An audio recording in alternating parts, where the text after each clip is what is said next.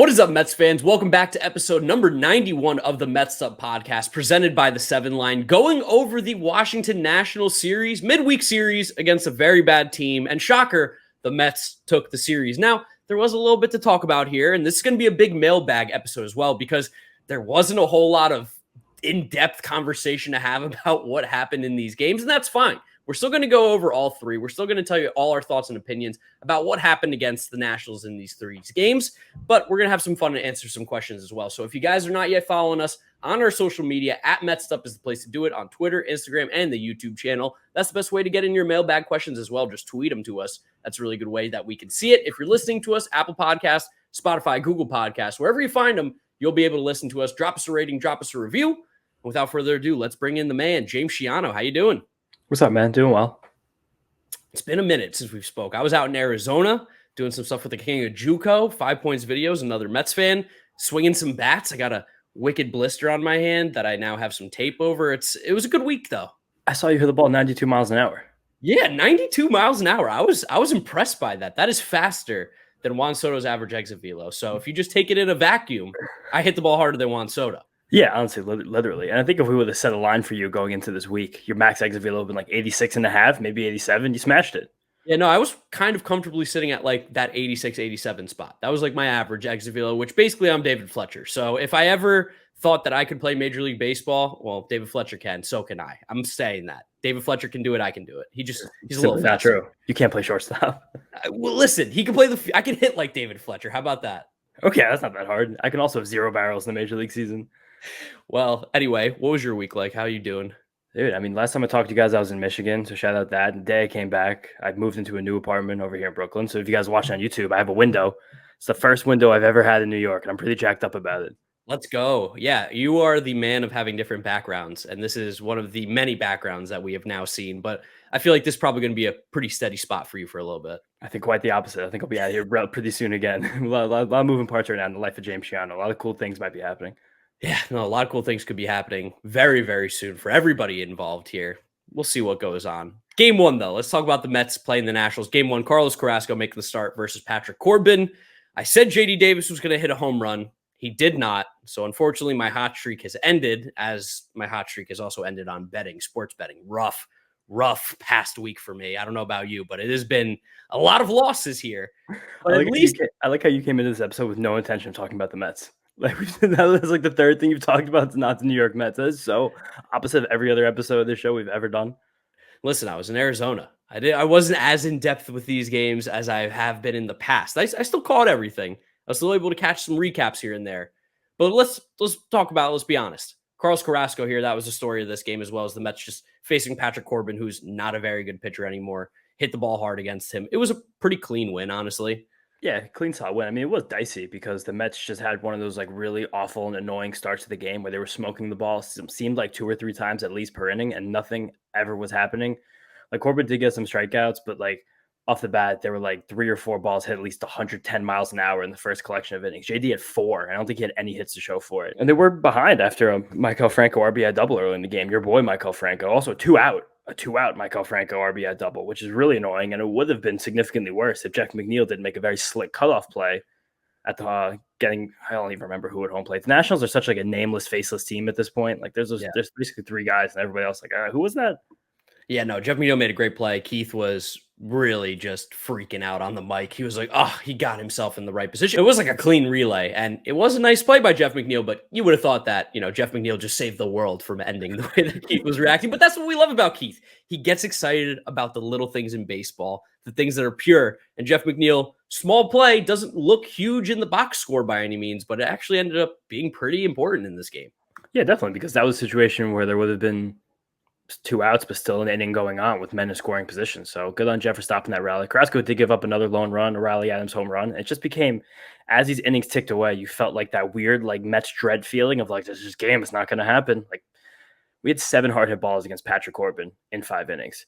JT McCann each had 2, and each had 2 over 100 miles an hour. And we just couldn't even find anything to what felt like close to a run. And finally, we got Corbin out of the game, and we got to the Nationals bullpen on Jeff McNeil, big 2-out, 2-run double after a literal rat ran across the field. Yeah, the rally rat, as it has now been coined. It feels like we have some sort of rally animal every year now. We had the rally parakeet, I got the was at that rally game. rat, we got the rally raccoon. I mean, we've had a lot of different things going on with this Mets roster, this Mets team over the last few years. We had Jeff McNeil classic hit, smoked it to first base at Josh Bell, who just kind of didn't get in front of the ball, and it bounced off his glove and it went into right field. Easy double, couple runs in, and Jeff McNeil doing the Jeff McNeil thing, hitting the ball hard on the ground, relatively ish, line drive, ground ball kind of thing. And it doesn't matter because it's Jeff McNeil and he's back. He's back. He's so fucking back. I think Rob Manfred has to be a really, really big Jeff McNeil fan because the changing of this baseball was like tailor made to make Jeff McNeil the best possible player that he could ever be. And with that, while he's getting, I would say good batted ball luck. It's not great batted ball luck because he is hitting the ball hard and he is putting it where they ain't. He's just like, he's playing straight up pepper with major league pitching. He's dominating. But also with that, like his swing decisions have been as good, if not better, than they've ever been in his career. He's running the lowest whiff rate of his career. He's running the lowest swing rate of his career, which is pretty interesting for a guy like Jeff, even as he's increased his walk rate and had his normally low strikeout rate. So the fact that he's like swinging at the perfect pitches every single time, which is really wonderful to see. And with the kind of a little bit slightly more passive approach, he still is making as much contact with pitches in the zone as he ever has in his career. So love that this is the new world of baseball, like 1974 baseball came right in time for the rest of Jeff McNeil's prime. And I couldn't be happier.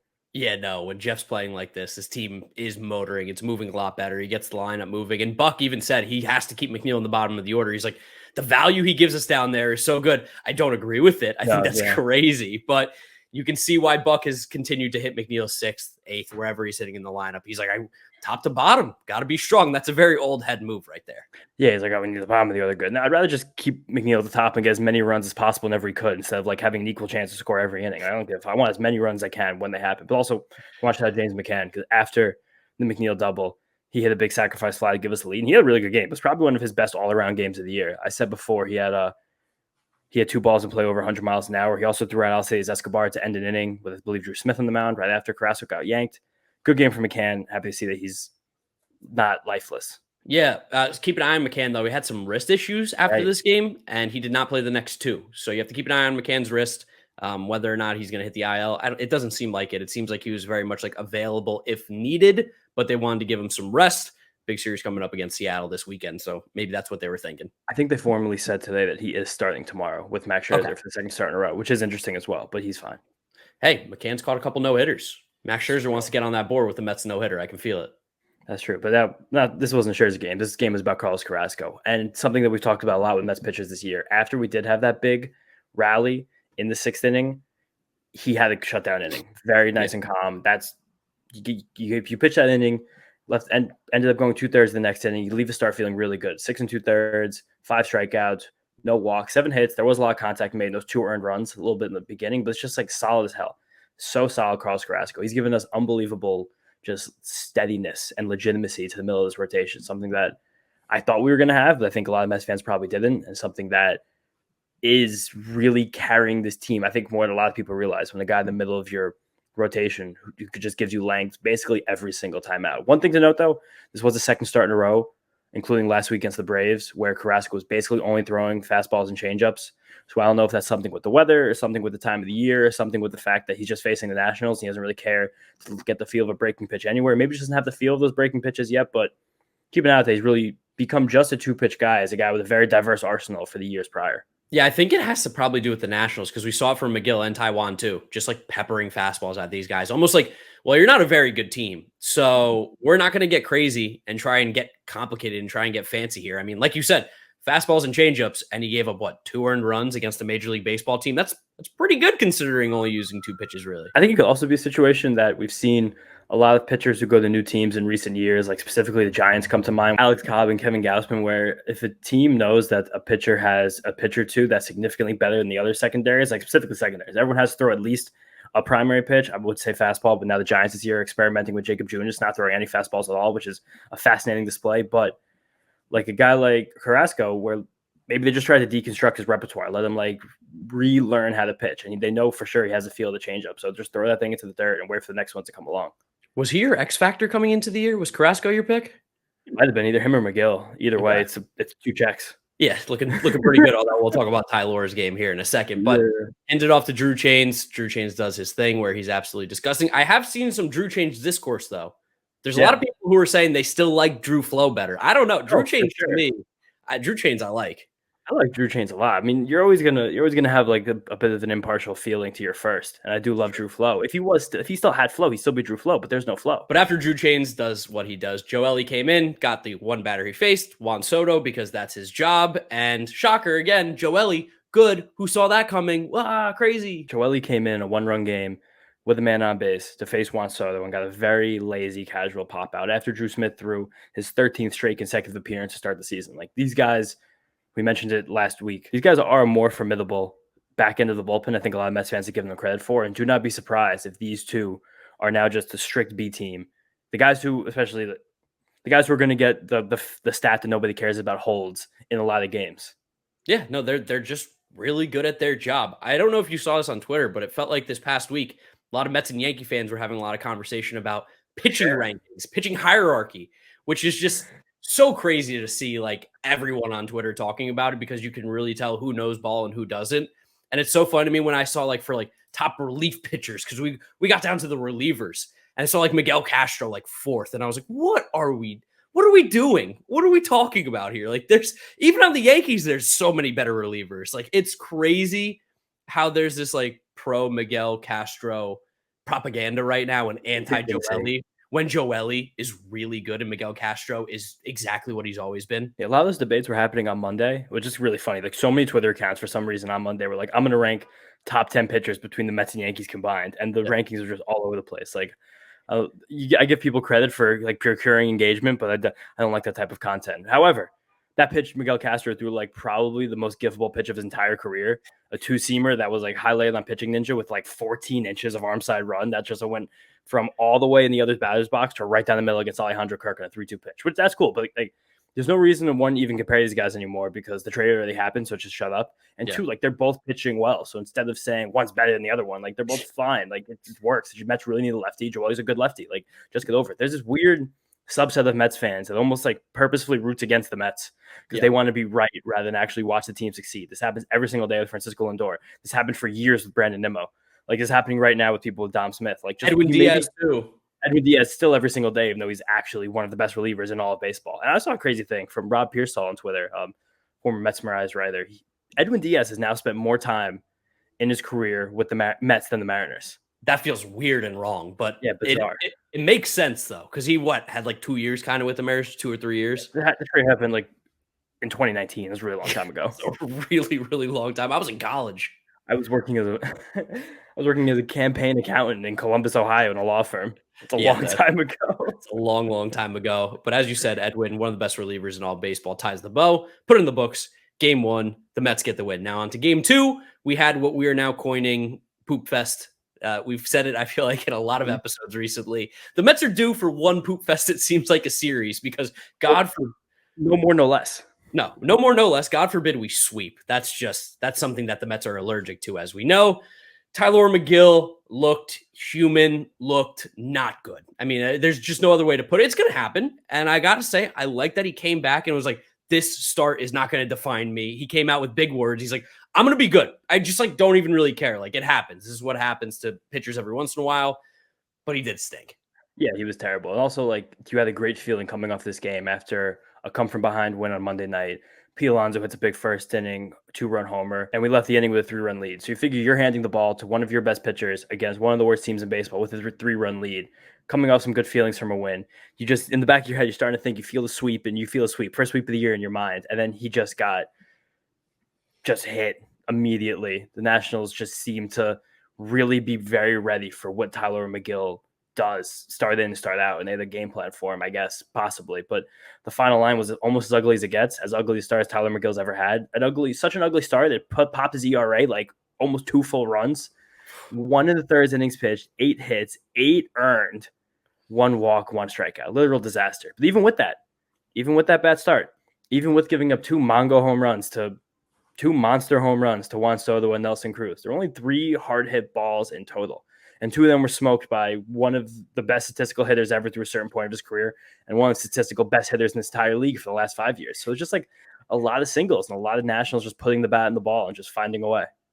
It just shows like the power that the long ball can have because you get the guys on base, you hit them home. Time together. It's a lot of runs. That's a lot of runs that you can get on one swing of the bat in theory, you know? Yeah, and I think either Riley Adams or one of those nondescript Nationals players smoked a double that scored the 2 or 3 as well. Like there were guys on base, and then he gave up the big hit, which is like the opposite of what's been going on for Tylor Megill all year. Usually, there's been nobody on base, and he gets a big hit that like finds a glove or something, and then he gets a strikeout after. But I don't know. I feel like it was kind of alluding to this for the last few starts. He's just like Tylor Megill. We love him so much. I think he's a big part of this team and a big part of the Mets' future, but he's just not a guy who's like he's not a 2.7 pitcher right now, ERA wise, as much as I also think ERA is fugazi.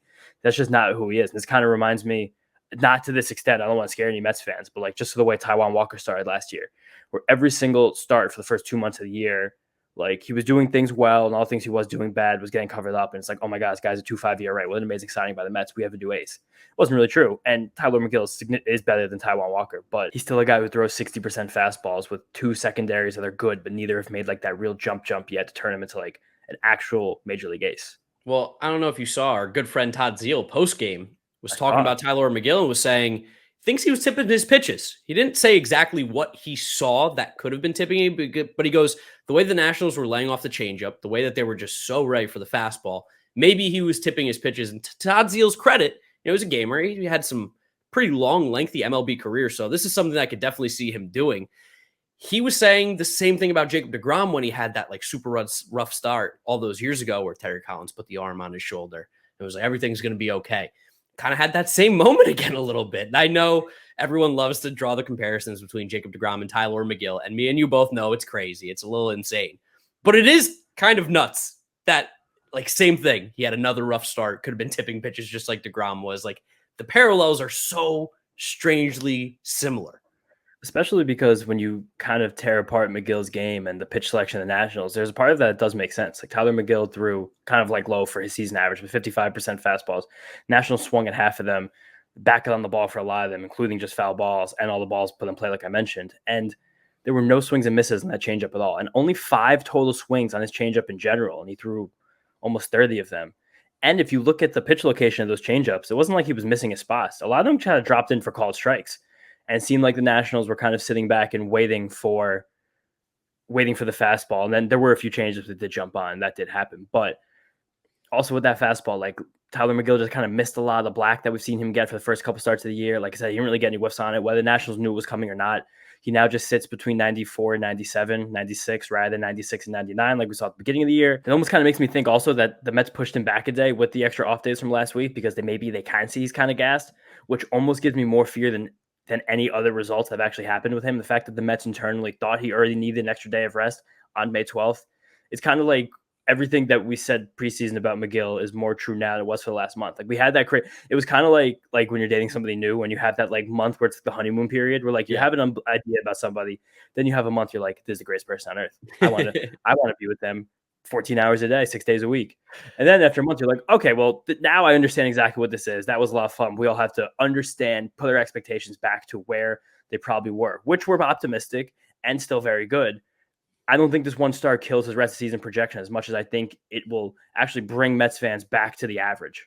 Yeah, not that it matters, but like in the Cy Young Award, odds, he had like top 10 odds for that's what I'm saying. Like the hype was too hype, but me and you both know he's going to be a very good pitcher still on this team. Just not one of the best pitchers in the league, like he might have been getting some crazy talk about, or that people were even theorizing, which we know that just wasn't true. I also thought it was super strange in this game that there was no mound visits when he was struggling. They just kind of let him go. Well, I mean, because what are you going to tell him? Like, hey, he seems to really be hitting it. You got to get it with the guy. You got to tell him something. Like, maybe it's going to happen. Like, you're going to call a mound visit in the first inning for Tylor Megill at this point. Like, that's almost more damaging. I don't know. This Mets team and doesn't seem to be a team that does stuff like that. And Tylor Megill doesn't seem to be a guy who, not that he wouldn't be a guy who responds to that, but he seems like a guy who'd be like, I'm fine. Like, I'm fine. And this was like, there's so many things in this game that were like normal for Tylor Megill. It's just they weren't offering any changeups and they weren't swinging and missing basically at all, which I don't know if that's more about the Nationals, about Tylor Megill, or about signs or whatever. But it's just, I don't know. This happens. Like he throws a lot of fastballs his second year in the league. Tylor Megill has still thrown under 150 innings above A ball in total. Yeah. Like let's just take it back. He's always a guy who's going to have an ERA closer to 4 than 3. Just watch him and enjoy. Yeah, no, definitely. I don't think it's anything to freak out about, and we'll talk about it a little bit more later too. But the more frustrating part I think about this game than Megill just getting shelled was that we touched Aaron Sanchez hard in the first inning, and then the bats just kind of disappeared. It totally disappeared. And it was like really annoying because it was similar to Patrick Corbin. We were just like smoking the ball. Mets had 11 hard hit balls in 5 innings against Aaron Sanchez, more than 2 per inning. Like, it's ridiculous. And there was a point after the first inning of this game where he retired 11 in a row. And then there were 3 total innings where there wasn't a hit besides an infield single, I think by Jeff McNeil. Yeah. Even 4 total innings. And he only had 1 strikeout this whole time. Wasn't missing any bats. Like, it's just, I don't know. Mets just had some bad juju these first few games. Nimmo had 3 hits. He was like really smoking the ball. Lendore hit the ball hard. It's like Canha hit a few balls hard. It's just, that was just one of those games. It's baseball, Susan. It's baseball, John.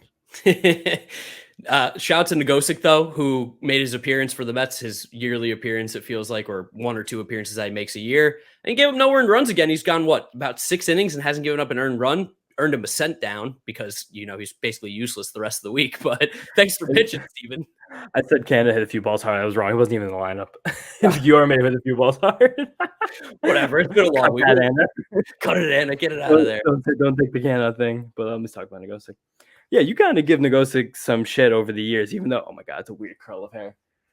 You give Nogosic shit all the time, but he's like a fine guy to have in the back end of a 40-man roster. You can just come into a game where your starting pitcher gave up 8 runs and save your bullpen for the games when it actually matters and doesn't really matter. Also, shout out to Trevor Williams because these 2 guys combined for no earned runs for 6 2/3 innings. I kind of had that like half a moment before the 9th inning of this game after the Rangers had just won a big game where I was like, maybe the Mets will come back again. Yeah. Like, this national bullpen sucks. Like, why not us? Well, they got those 2 hits to start the 9th inning. You're like, man, on. I think even Gary goes, here we go again. It's not over yet. And it's like, man, we are so, as a Mets fan base, we love the highs and we hate the lows. Like, we are such a roller coaster of emotions.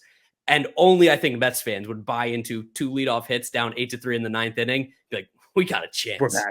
We're back. We got this. Right where we wanted them. Literally, I was talking on the phone with my dad and I was riding my bike to a bar that actually watched the Ranger game. I had to get multiple screens. I wanted people to watch both. I didn't want to stay home. And Megill had just given up the 8th run when I was on the phone with him, and he was like telling me at bat by at bat. I was like, it's Aaron Sanchez. We could score 5 more runs against Aaron Sanchez. Who cares? We didn't. We could have, but it happens. You lost the game. Poop fest.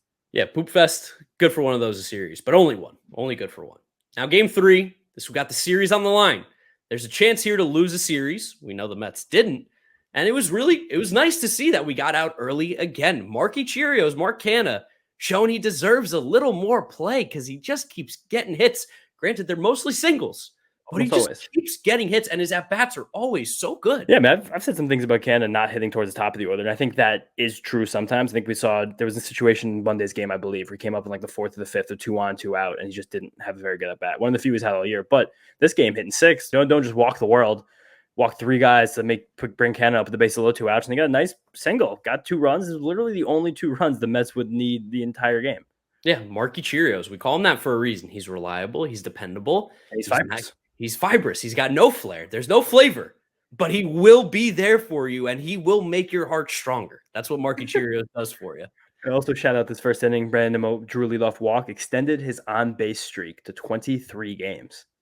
Can we where's the checkbook at? Can we start writing checks for this guy? I don't want him to ever leave the Mets. I hope he doesn't. He also had another walk and another hit in this game. On base 3 times, back-to-back games out of the leadoff spot. He's just an elite ball player. He's just so good. He's just really so good. It's crazy that he's our 4th outfielder.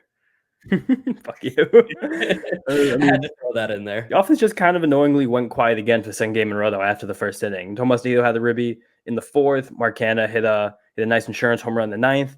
And then it was just kind of like lulled down. It's even just like a 2.5-hour game. Like, everything was really chill. And a lot of that had to do with the fact that Taijuan Walker just completely put the Nationals asleep with splitters, 2-seamers, curveballs. It was just throwing a lot of junk at them, getting the ball on the ground, and not letting anyone do damage. Yeah, he was very, very efficient. He also made a great play in the field, tagging out Juan Soto and kind of doing the little baby AI to him. He treated him like he was Tyronn Lue and just kind of tagged him out and stood over him. And Soto kind of gave him a little push. And Taijuan's like, dude, have you seen the size of me? Like, I'm an actual tank. You cannot move me. It's not possible. Well, we should expand on that because that was one of the craziest double plays I've ever seen in a Major League Baseball game. Juan Soto was on second base with nobody out after a leadoff double. Guillorme saw the corner of his eye that Soto was going to try and break the third on the throw. Guillorme just threw the ball behind him, got caught in a little rundown.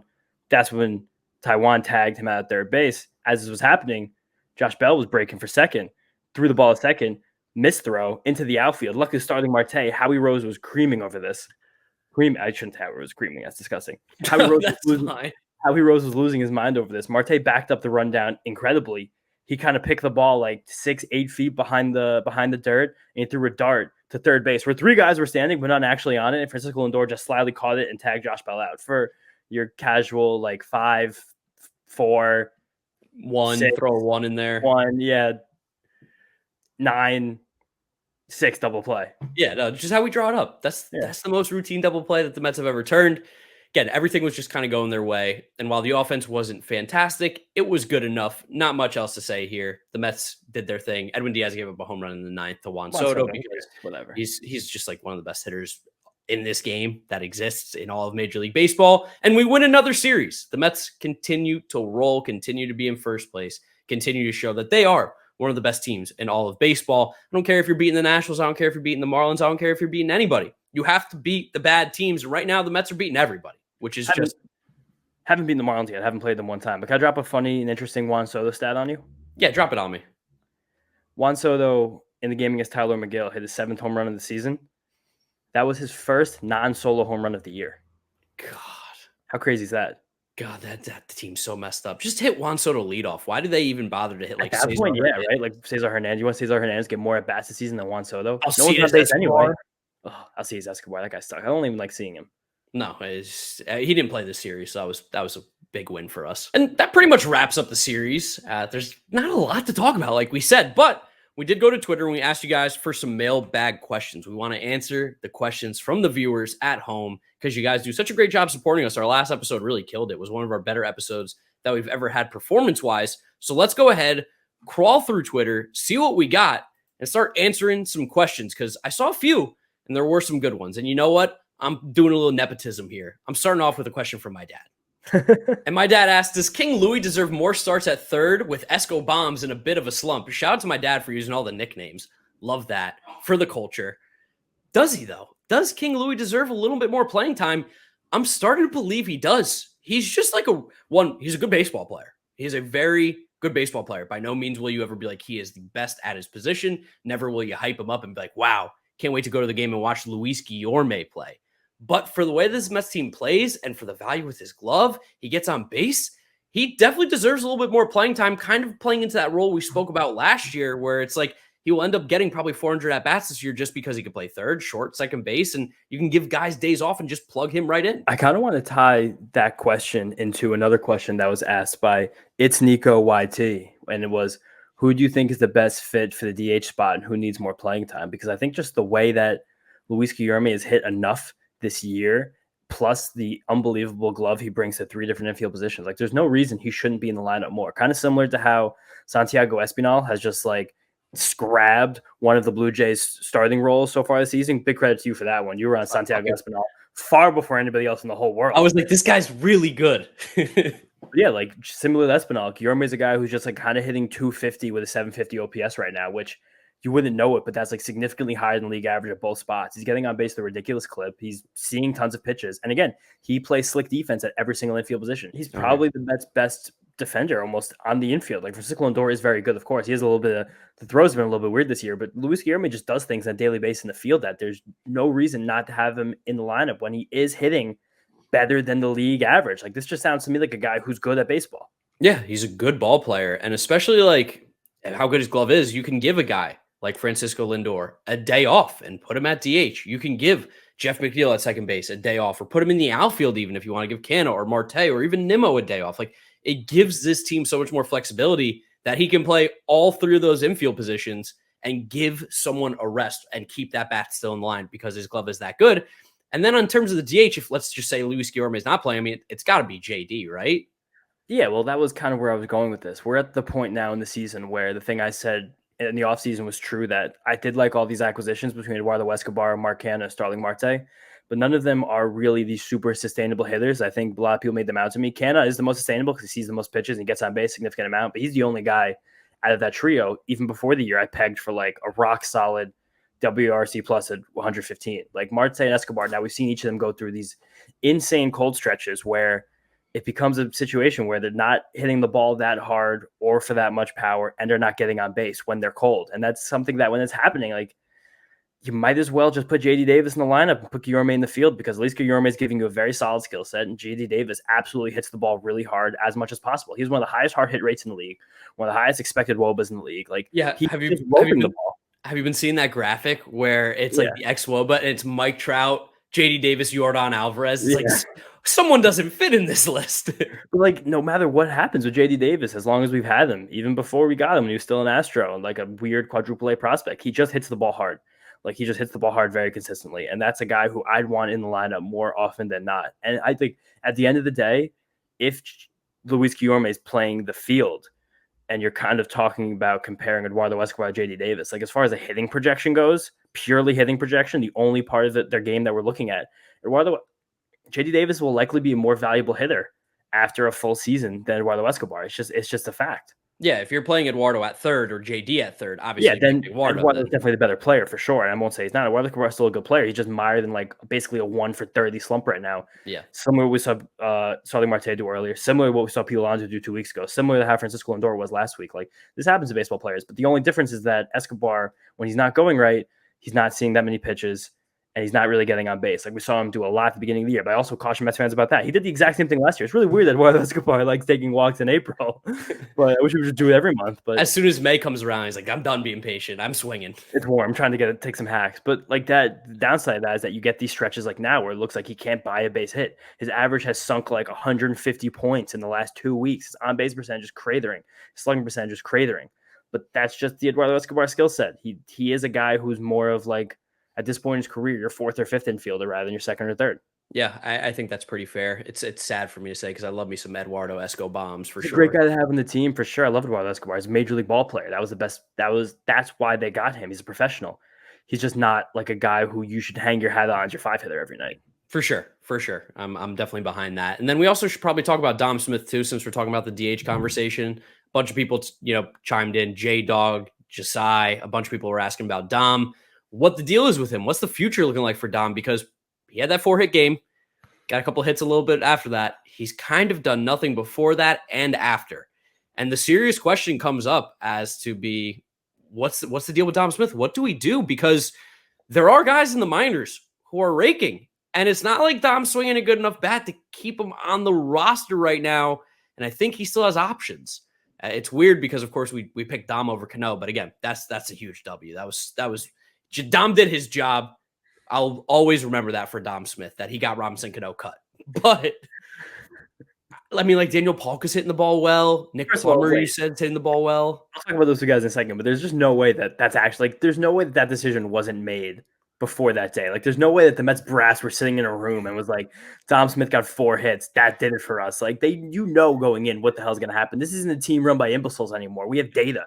The Wall Street Journal reported on Monday that we have like 54 data analysts now working on staff, one of the highest numbers in baseball. We have Steve Cohen's just been pulling guys from .72. You know what you do if you're a high-level analyst for .72? You don't work on whims. You work on data, you work on numbers, you work on certainties. That's the case. But you're trying to tell me Steve Cohen didn't get $14 billion off whim? No, Steve Cohen didn't walk into $14 billion. He got it very acutely and accurately and concisely. But that's neither here nor there. But with that, I think it is going to start to bear the question of how valuable Dom Smith is to this team, especially when there are a lot of other guys on the roster who can play first base. They don't play first base well. There's no one on the roster, including Pete Alonso, is even within like within eye shot of Dom Smith's glove at first base. But all the other smart teams in baseball show us that gloves at first base aren't really that valuable. The two teams that you should be looking at the most, who are talking about first base and not giving a shit about the defense there, the Tampa Bay Rays and the Milwaukee Brewers. The Brewers played Jed Jerko there years ago. They played Jason Peterson. They have Rowdy, who doesn't play good defense. They had Eduardo Escobar playing first base last year just to get his bat in the lineup. And the Rays, G-Man Choi, Mike Brasso, who's now also on the Brewers, which is funny, Yandy Diaz. Like, first base defense is irrelevant. It doesn't matter as much as Keith Hernandez like to tell you it does. No, last year the Dodgers for a lot of games threw Albert Pujols out there. Old 46-year-old Albert Pujols. Yeah. The Red Sox were throwing Kyle Schwarber out there. Like, it doesn't seem to matter that much. Not that I know that for a fact, but it doesn't seem like, based on the smartest teams in baseball, that it really does. So with that, like, if that's Dom Smith's best skill, if Paul DeJong got sent down to the minor leagues because he couldn't hit and was playing good defense at shortstop, there's really no logical reason why Dom Smith can't go down to the minor leagues, maybe just get some, if nothing else, get some confidence back, just rope the ball. CJ Abrams got sent down after a rough first month in the bigs, hit 2 home runs his first day down there. Like, sometimes you got to just go down there. Joe Adell has like a 50% barrel rate right now in AAA over the last week. Maybe you just got to like get a grip sometimes to go down there. Or maybe that's just, I don't know, whatever. I'm not going to say it, but there are 2 guys the Mets have in AAA who play positions that can help them. Kind of, not really great fielders, but they're smoking the ball, and they're Daniel Palka and Nick Plummer. Both see a lot of pitches, both draw walks, and both have hit tanks at AAA level, like, and have shown good exit velocities while they do it. Especially Palka has been the StatCast king over the course of his career. Some of the hardest balls in the StatCast era, somehow Daniel Palka. So at this point, the Mets just kind of need another bat on the bench that they can trust late in games when they're mixing and matching. And just why not give one of those 2 a shot, especially if Dom has an option? I think a big sign too was that Mark Canha, Buck told him to start taking reps at first base. Get ready. So it seems like Mark Canha might be stepping in as possibly this backup first base role now. Also, JD can do it in a pinch. Eduardo Escobar can do it in a pinch. Jeff McNeil has said before he can do it in a pinch. Like, Jeff can do it all. Exactly. But that's the essence of modern first base. Like, anyone can play first base. And if Pete was still like a morbid disaster on defense, like, Dom would have more of a role, but he's just fine. Like, he's just not that good. Yeah. Some Mets fans tell you he was great. Some Mets fans will tell you he was awful, but he's just below average. And that's comfortable when he has one of the best bats in the league. Yeah, so I think probably this next weekend series, this next homestand is probably big for Dom to figure out what's really going to go on. I don't think they're going to send him down like on Saturday. Like, if he has a rough stretch, it would be Monday or whenever the homestand does end. Something to keep an eye on, though, for sure. Dom Smith, not particularly playing well. No, and those 2 guys in AAA are actually hitting. So that if the AAA roster stunk, if the Mets didn't get that random depth and they still had Khalil Lee as their best major league depth, who's been atrocious this year. So whatever the opposite of a pat in the back is, I'm going to give that to myself because I thought Khalil Lee could actually be a major league difference maker this year. Wrong, I guess. I'm not saying he still can't get it, but it doesn't look like it's going to happen in the immediate future. But the fact that the Mets have 2 guys who are like quasi major league bats who are sitting there in AAA means that it'd probably be worth getting one of them a shot as the team desperately looks for power. Yeah, let's definitely. Let's go to Richie Dordas, who's always been a big fan of the podcast. What are your honest thoughts on Francisco Lindor? It's crazy to me how his numbers are still above average while going through a slump. I'm going to give you a simple answer. It's because he's good. That's what happens when good players go through slumps. Their numbers are still good. Francisco Lindor, granted, has been going through a little bit longer of a slump than we would like. And he has, I feel like, been a little less patient at the plate. I don't have the exact numbers to prove that. His K rate's up. Yeah, I was going to say, it feels like he's not walking as much and striking out more. He is walking a little bit more, but his strikeout rate has also gone up with it. Okay, so like, it's going to happen. It's a long season. Like you said, his numbers are still good despite going through this slump. You guys, you've listened to us for a long time now. We're not worried about Francisco Lindor now and probably not ever. Francisco Lindor so far this season has 115 WRC plus, which is basically his career average. Yeah. If Francisco Lindor, because StatCast has that cool little table at the bottom of their player pages where if a player played in this ballpark, how many home runs would they have? Yeah, they have 8 home runs if he played in Yankee Stadium. Yeah. So, like, I mean, as Chris Woodward mentioned last week, I mean, it's basically Williamsport out there, and I kind of liked all the Yankee people were leaning into that. But Francisco Lindor is just being a little bit better than league average. They started out being really hot, and now he's really cold. I'm sure in 2 weeks he'll be really hot, and maybe after that he'll be really cold. Like, in a perfect world, I would like a guy who's going to be one of our better players to be a little more consistent. His skill set I've always thought was consistent over time, but you don't watch a guy every day, you don't really realize it. Some kid was in my DMs today. I'm not going to Josh Flowers, just a listener. He gets in my DM sometimes just because I'll answer questions. If anyone wants to DM me something, I'm not going to answer all of your questions. There's some people who send me fantasy baseball questions like 14 times a day. I'm not going to answer all of them. But if you want to have a conversation, I'm down to talk to anybody out there. But he said, I wish Lindor was more like Pete, where he was like a steady and consistent player all the time. And I was like, Pete was 1 for 30 last week. Like every hitter in baseball does this. Like even the best hitters of all time do this. Like we've seen Mike Trout go through slumps at times. Yordan Alvarez had like a 230 average the first 3 weeks of the season. Like this is what hitters do. It's not easy to hit. You have to do it every single day. Like sometimes it gets monotonous. Francisco Lindor's also still been hitting the ball hard. He's not like barreling it up a ton, but he's still making solid contact. He's still striking out less than league average, even though it's more than he struck out last year early in the season. Like he's still fine. He's a good baseball player. Mets fans might have been expecting the best from him, though, originally from the trade after seeing those 2018, 2019 monster years in Cleveland where he had like 40 home runs and 30 doubles. But there's also a different run environment in baseball. Like there's less than 50 hitters in the whole league right now with an OPS over 800, a stat that you like to say 14 times an episode. It's crazy. It's just not a line anymore. Like his WRC plus being over 100, same as OPS plus with a 730 OPS means that we kind of have to recalibrate what we think about with OPS, especially the way baseball is being played right now. Yeah, especially since they changed the baseballs and the league average OPS now is what, like 660 or I think 670? it's like 672. Yeah, it's disgustingly low. Thanks, Rob. Appreciate you. This is so much more fun to watch singles than home runs. Don't you guys all agree? I mean, definitely all the owners do. Yeah, get to pay the hitters a lot less, and we know the pitchers aren't going to be thrown as much as they usually are. So that's No one's making money in arbitration then. yeah. Well, that's a conspiracy theory we can talk about in another episode. Maybe I'm going to let you pick one of the Twitter questions here to answer. Oh, this one I like from Ethan. Mets News 30. I thought it was an interesting question. That would be a good one to close out after we just talked about games and actual production for the first 45 minutes of this. What Met player do you want to be extended the most? So, like, if we could only pick one of these guys, who would you want it to be the most? I think this is actually breathe a very interesting discussion because these three guys are all really good at baseball. Brandon Nimmo, Edwin Diaz, and Chris Bassett, among other impending free agents, of course. But I think these are the three most marquee ones. And I would like to hear your answer. If, not saying this is an actuality, this is just purely hypothetical for the Mets'd podcast. If there was only one you could extend, and this is the one guy you would want to extend the most, which of those three would you pick? Brandon Nimmo. Brandon Nimmo is my choice. His ability to get on base. He's also playing really, really good center field again. Like, he's just probably a really good center fielder. Like, I think the conversation ends there is like, he's a really good center fielder. One of the top in the game. Obviously, he's no Mike Trout. But if you're talking about the best center fielders in baseball, I think Brandon Nimmo legitimately has to be in the conversation with his ability to get on base. He doesn't strike out. He's hitting for more power now. And he plays a great center field. That's a franchise player right there. Lock him up. The first round pick that we talked about all those years ago when he first got picked, we're finally start to see it really, truly come to fruition. And as much as I like Bassett and as much as I like Diaz, we know that there's always guys that you can find on the market that can do those things.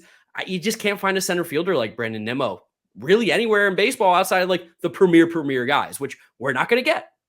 No, and if Brandon Nimmo did make it to free agency, he would get a lot of money. He would probably get something. He'd probably get more money than Starling Marte just got from the Mets this year. Definitely. You're probably looking at 5 years at $25 million per for Brandon Nimmo. If that sounds crazy to the Mets fans, that's really the going rate for a center fielder who is better than average barrel rate. He plays good defense in center field. He's still very much in his athletic prime. He walks more than almost anybody in baseball. He chases less than almost anybody in baseball. He strikes out less than almost anybody in baseball. This guy has literally a perfect skill set. I was just about to say, these are all things that like he can just continue to do. Like, this isn't like he's getting lucky or he's like playing above his like skill. Like, the way he plays his game is very repeatable because he's that good. No, he's truthfully and honestly one of the better players in baseball that doesn't get the respect he deserves. Like, I can't even imagine the way he's developed this far and how much confidence I had in this guy when he was a prospect and how much people who at first, again, I mentioned last episode, it was just like the few people who followed me on Twitter and basically my dad and my friends were like, this guy's not that good. I don't know why you keep saying this. It's now actually being basically the second or third most valuable player in this entire team who has almost no holes in his game whatsoever. And the only hole in his game is power, but he still has an above average barrel rate. So I feel like the power just will come. And even if it doesn't come immediately, I think Brandon was a guy who you give a long contract to and he'll just probably just pick up more power when he gets older. And he like just chooses to do that when he gets a little slower and moves to a corner outfield spot where he'll still play really good defense. His ability to get on base at the top of the order like that is just so great. He's like a 400 on base percentage for his career. That's crazy. That's nuts. That's so sick. It's 415 right now with a 290 batting average. Of course, I don't really care about batting average, but the fact that Brandon Nimmo, a guy who has kind of been passive in the past, has now just like really fine-tuned his swing decisions to being perfect all the time. It's incredible. The only knock on Brandon Nimmo is now and will forever be durability. But I've said this time and time again. You're only an off-injured player until you're not. Yeah. Like sometimes it just happens. You just stop getting injured. Trey Turner was a guy who couldn't stay healthy in his career. Now he's like one of baseball's Iron Men. Like sometimes it just clicks or sometimes you just hit your physical maturity. Like I don't know what they're having out in the water in Wyoming. Maybe a few years now, like being with this major league team, getting good nutrients. Hopefully Brandon Nimmo stretching. He's just such a good baseball player. And this is not a knock on Edwin Diaz or Chris Bassett at all. Like, You've sung their praises infinitely on this show. Edwin Diaz's slider might be the best pitch in baseball right now. It looks like a frisbee. It's completely unhittable. He's throwing 99 miles an hour. He's really confident. Like he thinks he's one of the best closers in baseball. And there is an argument to be made that he's firmly in the top 3 right now, if not in the top 2. Yeah. Just based on the guy who is number 2, Liam Hendricks. His organization still uses a pen and pencil. That's part of it. And Bassett too. Like Bassett's just steady as hell. Like Bassett's a guy who I'd want in this rotation for the next few years because he's just something you'll never have to worry about. Like he'll never be great, But like you can throw him at the third game of the season, third game of a potential playoff series, and he'll give you 5 or 6 innings every single time, bar none, and he will dominate the bad teams. Like that is just what.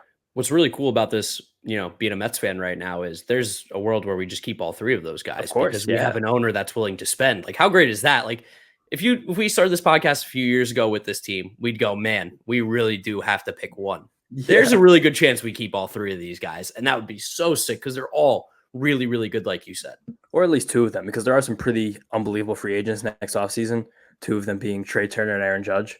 So, like, I figured if the Mets did get one of them, then Brandon would probably be gone and sign like a nice $25 million contract to play for, I don't know, like the Astros probably, and he'd just be great forever. That'd be bizarre. He could win MVP in Colorado. He was a Rocky fan growing up. There you go. Yeah, Wyoming, closest team is in Denver, but we won't have to worry about that anyway.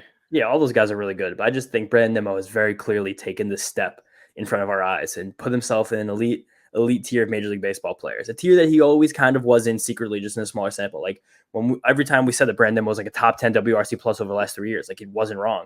Brandon Nimmo was one of the lowest chase rates in baseball, like comparable to guys like Mike Trout and Alex Bregman. It was never wrong. Like he always had these skills. He was just never on the field for a long enough time consistently to put it together. And of course, we hope that continues, even though as we sing his praises here for 10 minutes at the end of this podcast. But I just like watching him play baseball. And it's clear that this team has a different level when he's doing this from the leadoff spot. Yeah, it's sick how much he gets on base. It really jumpstarts this lineup. And hopefully we get to see him get on base a little bit more this weekend as we have the ever so anticipated Seattle Mariners coming to town.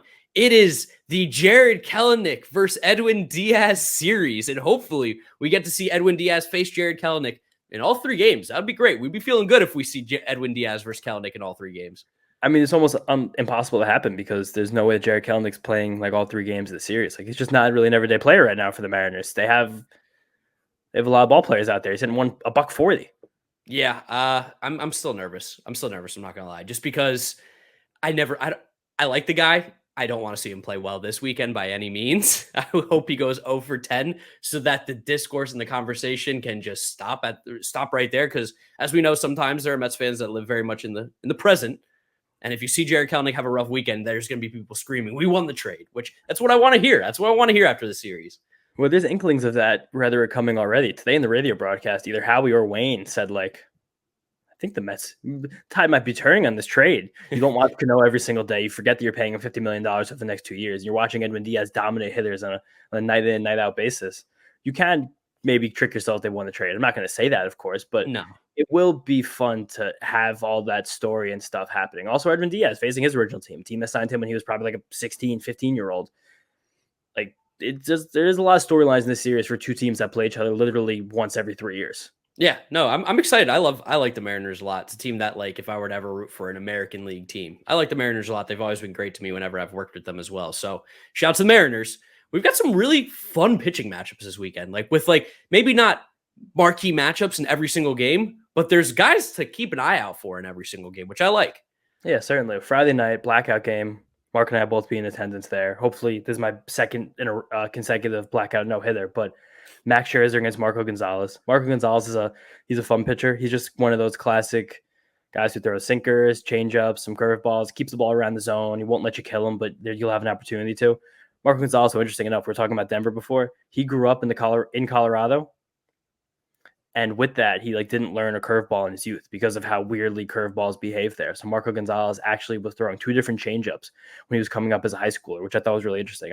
That was the first ever thing I wrote about baseball. That got me my first ever blogging job, which is honestly kind of cool. Just want to shout that out there. And then second game of the series, we have Chris Bassett versus George Kirby. If anyone out there is not hip to George Kirby, he's one of the best pitching prospects in all of baseball. Sits 96, 95, 97, touches 98, 99. He's got a slider that grades out pretty well. He's got a curveball, looks really good, but he doesn't throw it very often. He is literally one of the most exciting pitching prospects in baseball. It's going to be cool for a lot of people who've never seen him before, see him firsthand. New York kid as well. Really? Where's he from? Yeah, he's from Rye, New York. So local guy. He went to Elon. Shout out to Matt Smoot. Fun Space is a contributor. Yeah. Rye, I think, is actually where Don Draper's family home is actually set in Mad Men. Look at that. George Kirby, local kid. Hopefully we Old shall. Money. Yeah, hopefully we do show him. And then Sunday matinee, Carlos Carrasco versus Robbie Ray. And this is probably this is the matchup of the series where I say we're the most at a deficit because Ray, though, hasn't really been like Cy Young Ray from 2021. He's kind of been like a mix of the old Diamondbacks Robbie Ray, who just throws a lot of pitches, and the 2021 Ray, where he gets a lot of strikeouts. So no reason not to get to these guys. No reason to not, again, win this series against the Mariners. No, Mariners have been struggling a little bit this year, playing a little bit lower than expected, not playing as well due to a part that, a lot of the guys aren't really hitting baseballs, all the stuff that we know has already been going on. But they do have some fun players to watch, specifically the guy that I'm going to be so excited to see in person, even though he's playing against us, Julio Rodriguez. I'm just such a big J-Rod fan. Like, I think he's going to be an absolute stud, a generational type talent. And he's starting to heat up now, too. It seems like he might be finally starting to get comfortable at the major league level. If you want to talk about a five-tool player, if you want to talk about a guy who's exciting, fast, power, good glove out in the outfield, can just run down baseballs, Julio Rodriguez is pretty sick. He's also a small guy. I'd never actually watched him play a game. I just had tracked his stats and seen highlights.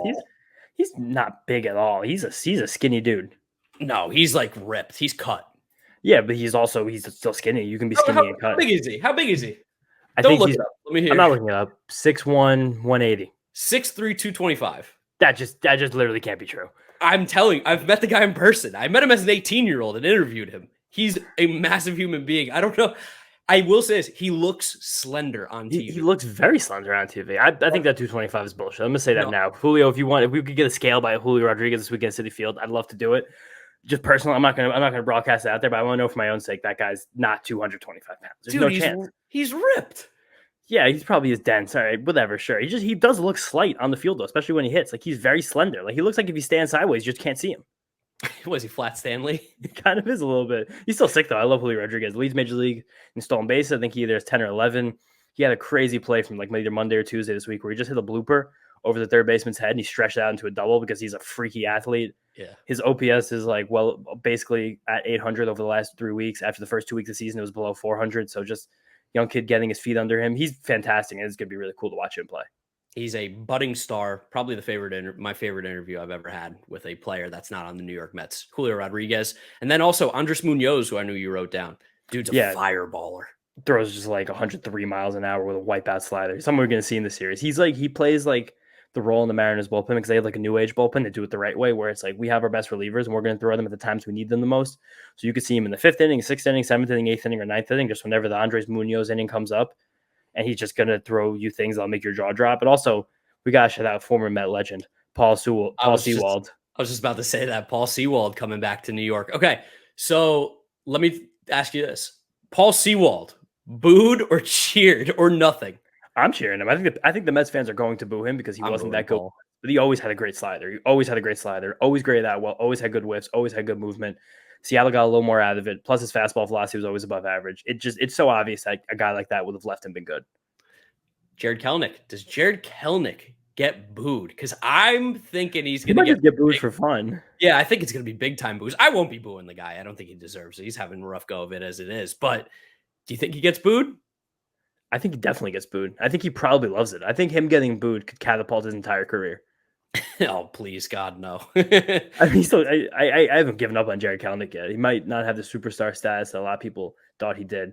But who knows? Even maybe the prospect people were just kind of caught up in the LOL Mets thing for all these years. It's true. I'm not gonna defame any scouts out there because Jared Kelenic did have everything that looked like a great hitter would have. But he always struck out a lot. He continues to strike out a lot. Not really identify breaking balls that well.